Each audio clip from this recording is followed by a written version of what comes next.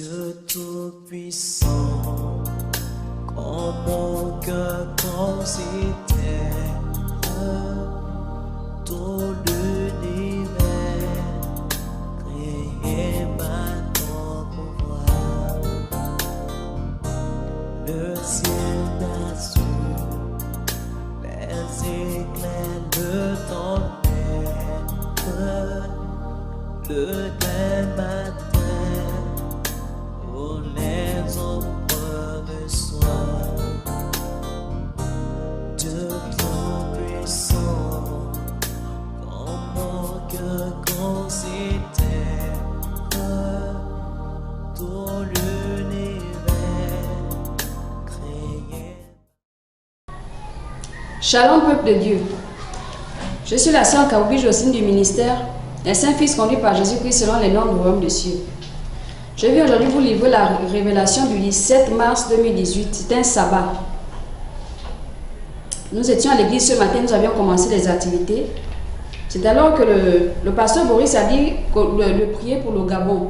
Et lorsque nous étions en train de prier pour le Gabon, le Seigneur m'a montré le Gabon.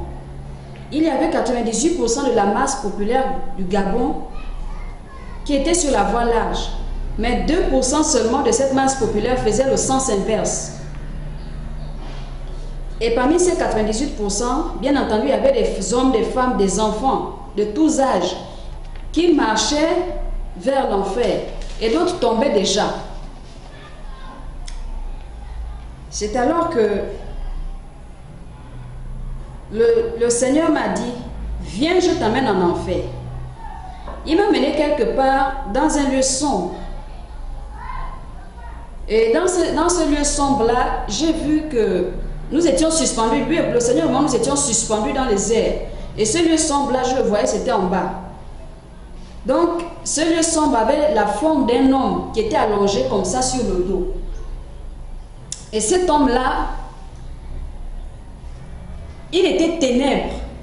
C'était ténèbres. Cet homme était ténèbres. Enfin, la forme, non seulement la forme était ténèbres, mais le contenu de la forme aussi était ténèbres.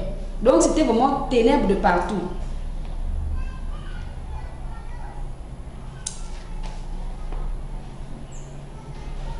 Et j'ai remarqué qu'en permanence, la forme humaine, cette forme humaine-là maintenait sa bouche ouverte.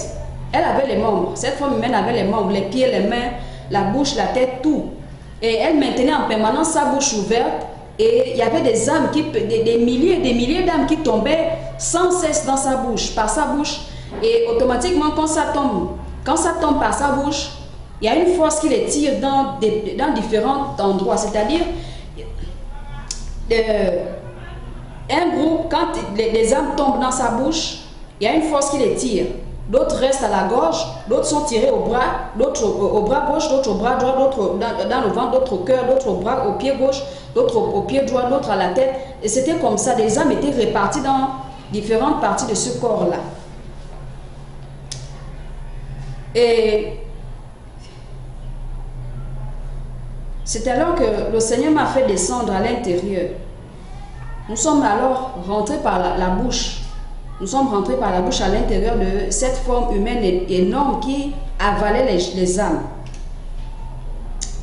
Et le Seigneur me couvrait par sa lumière parce qu'à l'intérieur, non seulement lorsque nous étions du dehors, nous voyons, c'était ténébreux. Mais lorsque nous sommes arrivés à l'intérieur, ces mêmes ténèbres étaient vraiment de partout.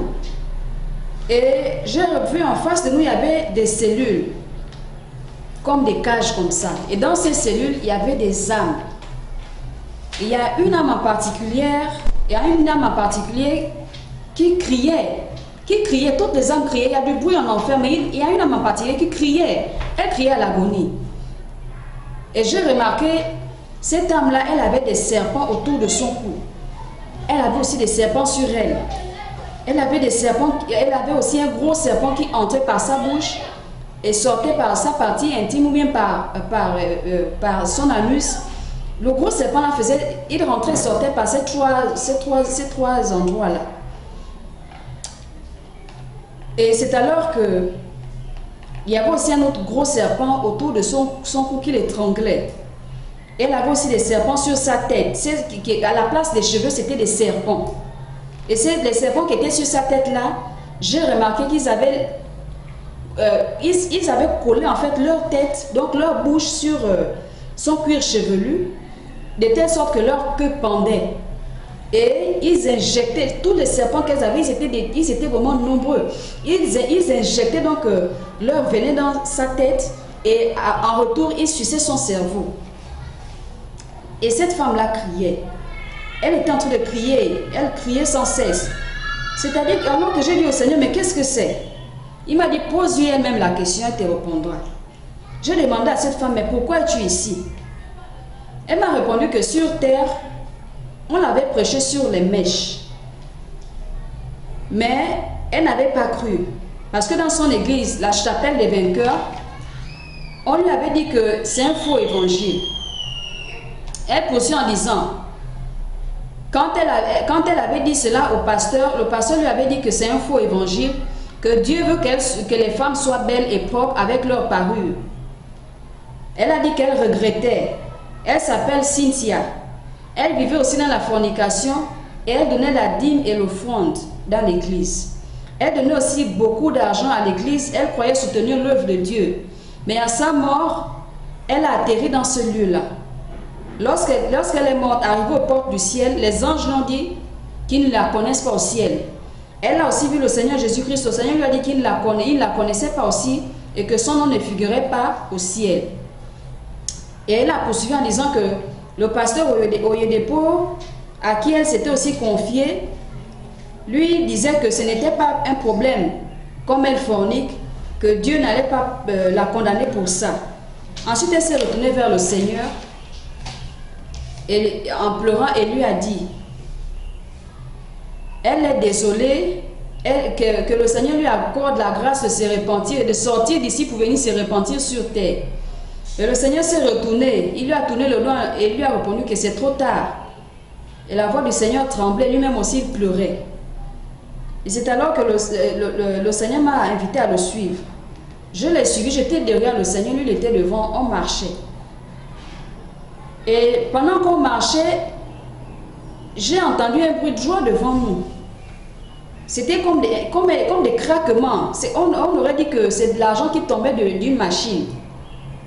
Les pièces d'argent qui tombaient d'une machine. Je me suis retournée, je voulais voir exactement ce qui tombait comme ça avec tant de bruit qui faisait des craquements. Et c'est alors que je me suis retournée, donc puisque le Seigneur était devant moi, je me suis penchée dans ce sens-là pour voir. Et c'est alors que j'ai vu que c'était des milliers et des milliers d'âmes qui tombaient en multitude. Par seconde, des âmes tombaient comme ça en multitude et ça formait la plus haute montagne, une montagne que même la plus haute montagne du monde ne peut égaler. Et c'est comme ça que le Seigneur m'a fait sortir de ce lieu. Il m'a dit, s'il te plaît, ne va pas là-bas, ne va pas dans ce lieu.